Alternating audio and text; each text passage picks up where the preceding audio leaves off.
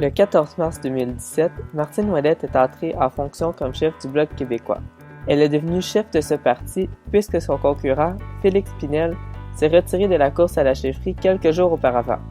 Il n'était donc que 2 personnes à déposer leur candidature pour devenir le nouveau chef du Bloc québécois, après Réal Fortin, qui était devenu chef par intérim suite à la démission de Gilles Duceppe le 22 octobre 2015. Sujet qui est beaucoup couvert par les médias, allons voir comment la situation se porte dans les milieux politiques. Qui l'ont approché, qui ont insisté pour qu'elle accepte. Et je crois que la perspective d'avoir une tribune complémentaire à celle du Parti québécois, de Québec solidaire, d'Option nationale pour faire la promotion de l'indépendance, c'est quelque chose qui l'a séduite. Alors, c'est une chose qui l'a séduite, fait qu'elle a finalement décidé de faire le saut en politique fédérale. Et puis, je pense qu'elle a fait parler d'elle beaucoup, puis elle s'est fait connaître beaucoup justement pour le fait que quand elle menait un dossier, quand elle croyait en quelque chose, elle y allait jusqu'au bout, elle poussait très fort. C'est la première femme à diriger le Bloc québécois. C'est aussi la première femme québécoise, en fait, à diriger un parti sur la scène fédérale, qu'on parle du NPD, du Parti conservateur, du Parti libéral. Il n'y a jamais eu de femme à la direction de ces partis-là, qui venaient du Québec, du moins.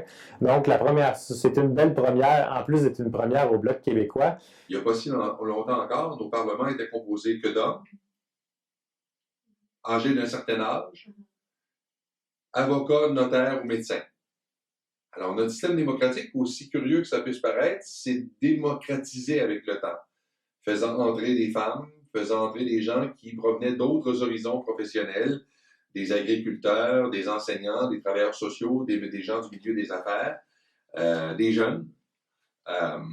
Et moi, je pense que c'est bien qu'il y ait des formations politiques qui soient dirigées par des femmes. Je pense que les femmes ont quelque chose à apporter à la politique comme elles apportent au quotidien beaucoup à la société. Elles sont trop peu nombreuses et c'est heureux qu'il y en ait à la tête de formations politiques. Je pense que les femmes, on a une approche qui est plus de collaboration, une approche qui est plus concrète, souvent plus quotidienne. Et c'est important parce qu'il y a un électorat, il y a quand même 50% de l'électorat qui est féminin aussi. Donc, je pense que c'est important de pouvoir répondre aux préoccupations des femmes, des citoyennes. Et plus on sera de femmes en politique, mieux ce sera. Je pense qu'actuellement, c'est clairement pas suffisant. Je pense que le Bloc québécois avait besoin d'une figure médiatique articulée pour diriger ses destinées.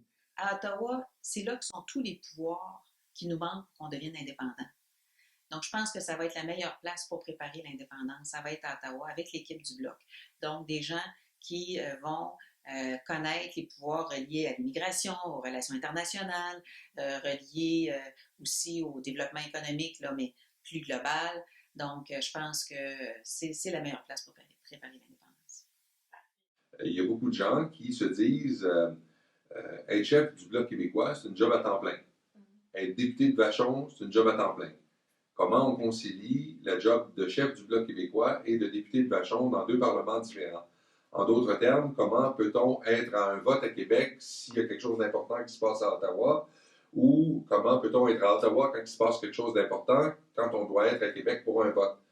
À Québec, le Parlement siège du mardi au jeudi, alors qu'à Ottawa, le Parlement siège du lundi au vendredi. Ce qui fait en sorte qu'on siège beaucoup plus en termes de nombre d'heures et de temps du côté d'Ottawa que du côté de Québec. Ce qui fait aussi en sorte qu'elle a la possibilité de se déplacer à Ottawa. Comme en ce moment, ce qui est prévu, c'est qu'elle se déplace les lundis à Ottawa pour enligner la semaine au niveau des députés du Bloc québécois, puis qu'elle retourne faire ses fonctions à Québec du lundi au jeudi, et puis le vendredi, qu'elle soit dans sa circonscription pour qu'elle puisse au moins être une journée par semaine à traiter les cas de comté dans son bureau. Jusqu'en 2018, ça va me permettre de faire du transparlementarisme. Et donc, on envoie 50 milliards à Ottawa année après année. C'est notre argent et c'est le temps qu'on s'occupe de nos affaires. Et ces affaires-là, ben, on peut s'en occuper à Ottawa, mais à Québec aussi, parce qu'il faut qu'il y ait une coordination, il faut qu'il y ait une cohérence dans les actions.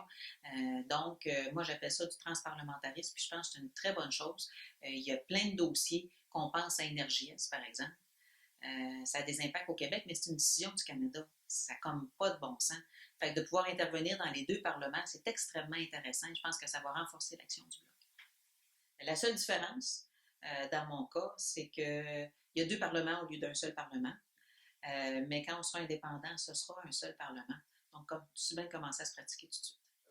À partir du moment où des députés souverainistes ont commencé à siéger à la Chambre des communes, il s'en est toujours trouvé pour dire qu'est-ce qu'ils font là, est-ce que le Bloc a toujours sa pertinence. Alors le Bloc est toujours obligé de démontrer à nouveau sa pertinence, alors qu'on ne demande pas ça à d'autres formations politiques. Même le NPD qui a failli être éradiqué de la carte avec 9 députés en 1993, 9 députés sur l'ensemble du territoire canadien.